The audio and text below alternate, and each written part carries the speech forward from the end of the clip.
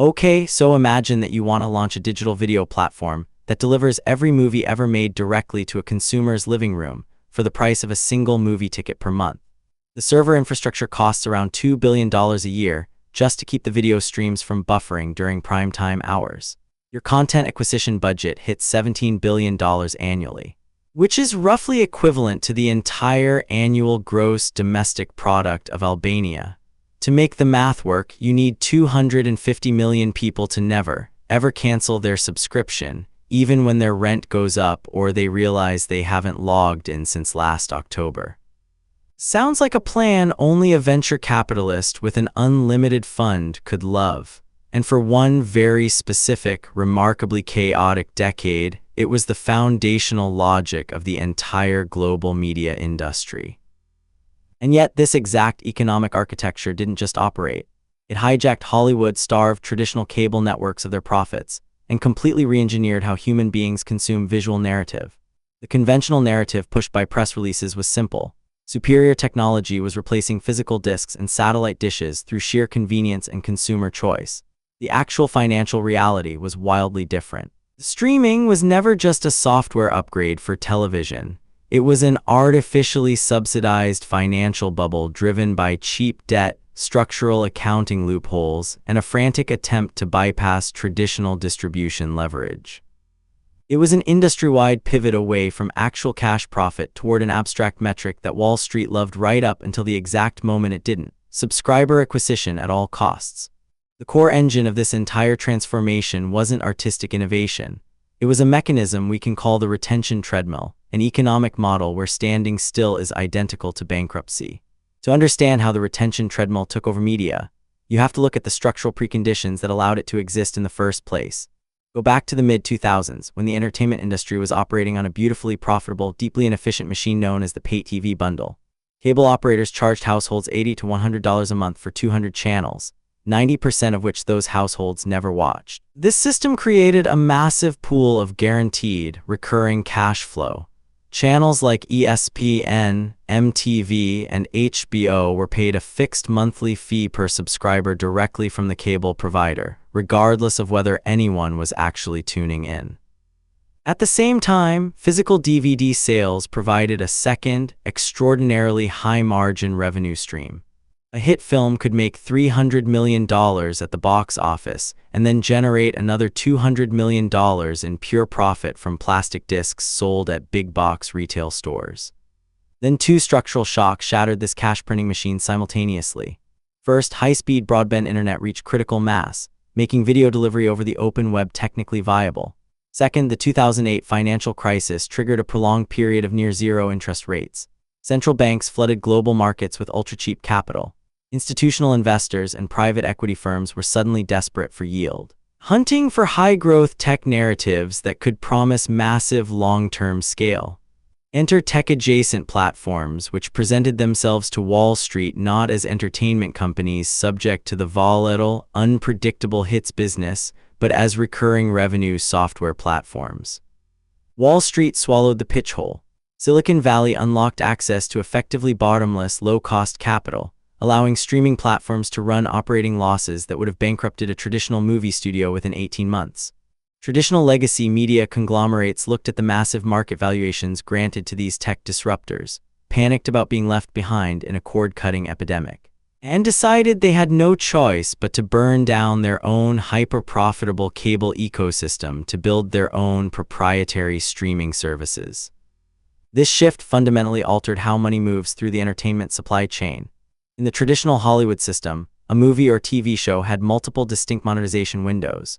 A feature film would open in theaters, moving from domestic to international box office.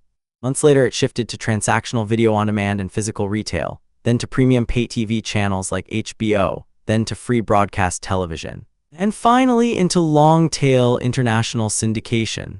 Every single step in that chain, known in the trade as windowing, was a fresh cash register moment where the project could generate incremental returns and pay off its cost.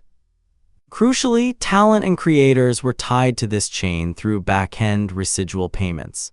If a show was a massive hit that ran in syndication for 20 years, the studio, the actors, the writers, and the directors all shared in the direct financial upside. Streaming obliterated this multi-window architecture and replaced it with a single opaque content black hole. When a platform commissions a film or series today, it typically buys out all global rights in perpetuity upfront. Instead of paying ongoing back-end residuals linked to actual viewer engagement or long-term financial success, the platform pays a cost-plus premium, say 30% on top of the production budget, and takes complete ownership of the asset forever. The show is placed directly onto the service, accessible instantly in 200 countries, without ever passing through a box office, a DVD release, or a syndication market. This creates a deeply bizarre internal financial mechanic. Once a subscriber pays their $15 a month, that money is locked in. If they watch 1 hour of content or 500 hours of content, the platform receives the exact same revenue. Therefore, from a pure accounting standpoint, every hour of video a user actually streams represents a pure variable cost for bandwidth, content amortization, and server load, without generating a single extra dime of direct top-line revenue. Media economist Dan Schiller, who spent years tracking media infrastructure expenditures, noted that this dynamic inverted the historical logic of show business. Traditional media spent money to drive immediate, measurable transactions. Streaming platforms spent money to prevent a user from pressing the cancel button before the next billing cycle. The financial scale required to run this game quickly spiraled into numbers that defied basic business logic. By the turn of the decade, the leading streaming platform was dropping over $17 billion annually on content cash spend, a figure that eclipsed the combined annual production budgets of every major movie studio in 1990s Hollywood combined. To put that in perspective, $17 billion exceeds the annual military budget of major sovereign nations like Portugal or Greece. In 2021 alone, the global entertainment industry poured an estimated $220 billion into video content, driven almost entirely by the competitive escalation of the streaming wars. Consider the mechanics of a single flagship fantasy series commissioned during the peak of this bidding war. A single season of television carried a production budget exceeding $450 million, with an additional $200 million spent simply acquiring the underlying intellectual property rights and launching a global promotional campaign. That single season of television cost more than the construction of many real-world municipal infrastructure projects, including major highway expansions and regional airport terminals. Industry trade reporters at The Hollywood Reporter and Variety began pointing out an increasingly alarming metric: the cost per subscriber acquired. In saturated markets like North America, platforms were spending upward of $200 in marketing and content expense just to acquire a single user who paid $15 a month and had a 30% probability of canceling their account within 90 days. The underlying financial assumptions depended on continuous, endless subscriber growth in every international market. But there is a hard mathematical limit to the number of households on planet Earth with high-speed internet, a credit card, and disposable cash for monthly entertainment subscriptions. That limit, known as market saturation, was approached far faster than the corporate slide decks predicted. The breaking point arrived with brutal, uncompromising clarity in early 2022. The market leader reported a net loss of 200,000 subscribers in a single quarter, its first subscriber drop in over a decade, and projected a further loss of 2 million users in the subsequent quarter. The market reaction was instantaneous and violent. Within a matter of weeks, the company's stock price plummeted by more than 70%, erasing over $150 billion in market capitalization. The shockwaves rippled across the entire media sector instantly. Almost overnight, Wall Street issued a drastic, uncompromising course correction. Subscriber volume was no longer the metric that mattered. Profitability, free cash flow, and margin efficiency were suddenly the only things that counted. The industry found itself trapped in a catastrophic failure mode of its own making. Legacy studios had successfully dismantled their highly profitable cable networks and home video divisions, burning billions of dollars in annual operating losses to build direct-to-consumer platforms that were now valued a fraction of their peak. To stem the financial bleeding, corporate executives were forced into a series of drastic, deeply unpopular measures. They raised subscription prices across the board while introducing ad-supported tiers, effectively rebuilding the exact cable television model they had spent 10 years claiming to disrupt. They initiated massive corporate layoffs, slashing thousands of jobs across executive, production, and technology divisions. More radically, platforms began engaging in massive content write-downs.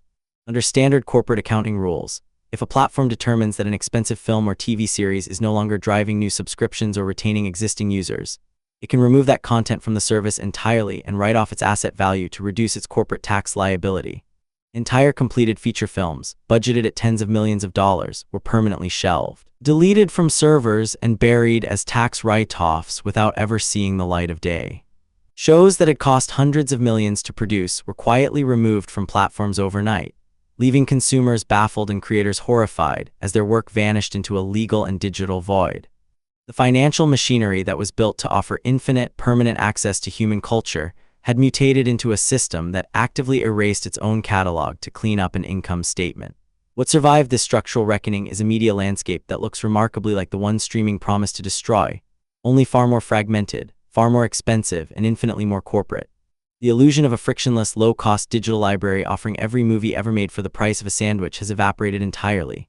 In its place sits a hyper-monetized ecosystem defined by relentless price hikes, mandatory password-sharing crackdowns, ad-interrupted video streams, and licensing deals that shuttle movies from one service to another on a monthly basis, as studios desperately seek license fees to offset their ongoing platform losses.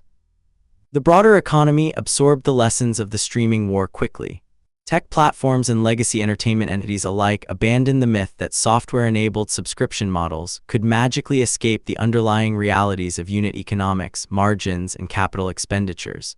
The labor market in Hollywood underwent a seismic shift, culminating in historical, prolonged dual guild strikes that shut down global film and television production for months as artists fought to establish basic guardrails around algorithmic compensation, residual structures, and data transparency in an industry that had spent a decade concealing its true audience numbers behind corporate secrecy. The ultimate irony of the streaming revolution is that after spending hundreds of billions of dollars of cheap capital, dismantling historic distribution infrastructure, and fundamentally altering how culture is produced and monetized globally, the media industry ended up right back where it started. The bundled channels are back, the commercial breaks have returned, the windows are reopening. And the bill arriving at the consumer's door every month is higher than it ever was during the golden age of cable. The credits rolled on the dream of endless, cheap, algorithmic streaming. The write-down didn't.